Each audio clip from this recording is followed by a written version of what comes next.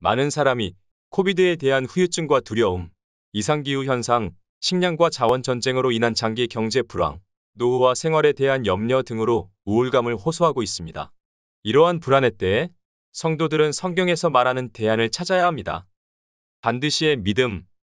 지난해 경제협력개발기구 OECD가 발표한 코비드-19 위기의 정신건강 영향 해결 연구보고에 따르면 대부분 OECD 회원국이 코로나 이전보다 우울증 유병률이 2에서 3배씩 늘었다고 합니다. 안타깝게도 OECD 회원국 중에서 한국은 자살률 1위, 우울증 유병률 36.8%로 1위라고 합니다. 우리가 아무리 신앙인이라 할지라도 우리를 둘러싸고 있는 현실을 무시할 수가 없습니다. 불안과 우울감을 자아내는 사건들이 많을수록 큰 영향을 받게 됩니다. 재림을 기다리는 이들도 마찬가지입니다. 히브리서의 배경은 주님의 재림이 지연되면서 히브리파 성도들이 동족의 핍박을 피하여 다시 유대교로 돌아가려는 유혹을 강하게 받는 상황입니다. 이런 성도들에게 히브리서 기자는 11장 6절에서 반드시라는 단어를 사용하여 하나님께서 기뻐하시는 믿음으로 살아야 함을 강조하고 있습니다. 특별히 두 가지를 강조하는데, 첫째는 살아계셔서 역사하시는 하나님, 둘째는 행한 대로 상 주시는 하나님에 대한 믿음입니다.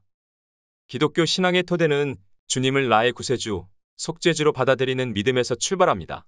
이 믿음이 없다면 그는 그리스도 밖의 사람이요, 창조주 하나님도 천국의 영원한 상급과 영광도 없는 불행한 사람이 아닐 수가 없습니다. 믿음은 바라는 것들의 실상이요, 보지 못하는 것들의 증거라고 했습니다. 성도들이 바라는 대표적인 것은 예수님의 보혈 은총으로 구원을 받아 천국에 들어갈 수 있다는 소망, 그리고 성령을 통해 자기 백성들을 돌보시는 은혜일 것입니다. 또한 보지 못하는 것들의 증거가 바로 믿음입니다. 영적인 세계는 믿음의 법칙이 적용되는 세계가 아닐 수가 없습니다. 그리스도를 믿고 따라가는, 특별히 익은 열매가 되고자 좁고 협착한 길을 가고 있는 성도들을 하나님은 절대 외면하지 않으십니다. 천국의 영광과 상급, 하나님이 주시는 모든 은사와 축복은 크리스천들에게 주시는 특권입니다.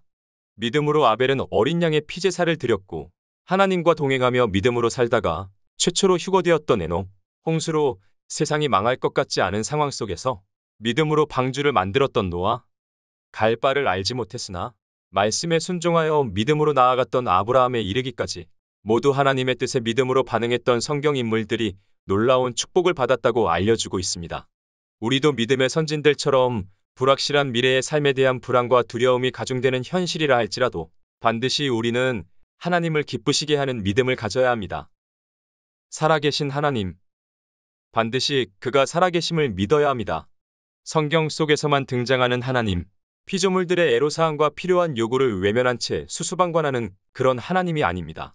기자는 지금 현재 그것도 반드시라는 명확한 확정을 나타내는 단어를 사용했습니다. 세상 사람들은 하나님이 없다는 믿음으로 살아가고 있습니다. 흔히 신이 있으면 어떻게 착한 사람들이 불이익과 학대를 당하는 것을 침묵하시고 악인들의 득세를 내버려 두시냐 반문합니다. 얼핏 맞는 말인 것 같아서 할 말이 없는 경우가 많습니다.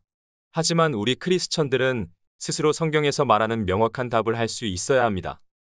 일찍이 구약의 하박국 선지자는 이런 의문의 시험이 들어 극심한 고민에 빠진 적이 있었습니다. 여호와여, 내가 부르짖어도 주께서 듣지 아니하시니 어느 때까지니까? 내가 강포로 말미암아 외쳐도 주께서 구원하지 아니하시나이다. 어찌하여 내게 죄악을 보게 하시며 패역을 눈으로 보게 하시나이까? 겁탈과 강포가 내 앞에 있고 변론과 분쟁이 일어났나이다. 이러므로 율법이 해이하고 정의가 전혀 시행되지 못하오니 이는 악인이 의인을 애워쌌으므로 정의가 굽게 행하여짐이니이다. 큰 시험에 들어 괴로워하고 있는 선지자에게 여호와께서 이렇게 응답하셨습니다. 여호와께서 내게 대답하여 이르시되 너는 이 묵시를 기록하여 판에 명백히 새기되 달려가면서도 읽을 수 있게 하라. 이 묵시는 정한 때가 있나니 그 종말이 속히 이르겠고 결코 거짓되지 아니하리라. 비록 더딜지라도 기다리라. 지체되지 않고 반드시 응하리라. 보라, 그의 마음은 교만하며 그 속에서 정직하지 못하나 의인은 그의 믿음으로 말미암아 살리라.